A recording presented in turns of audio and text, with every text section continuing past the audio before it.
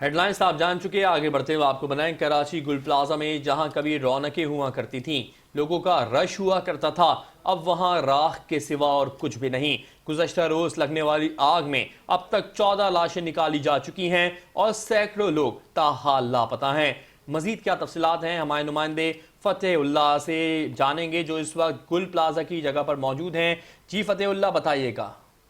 जी बिल्कुल, इस वक्त मौजूद हूँ सानिया गुल प्लाजा के बाहर। ये मेरे बैक साइड पर आप देख सकते हैं कि ये वो गुल प्लाजा है जो यहाँ पर रौनकें हुआ करती थी और यहाँ पर ख़रीदारी हुआ करती थी। आज यहाँ पर राख के सिवा कुछ भी नहीं है। तो यहाँ पर गुज़िश्ता 3 रोज़ पुरानी आग इस वक्त भी अब भी जो है लगी है।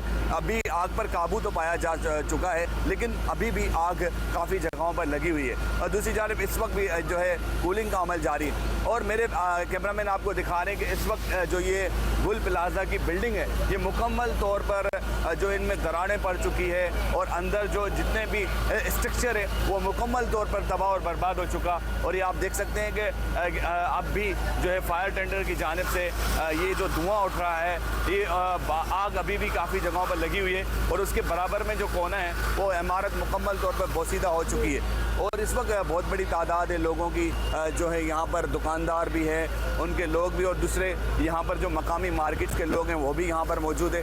इसी तरह यहाँ पर रेस्क्यू का अमला अपनी कार्रवाइयों में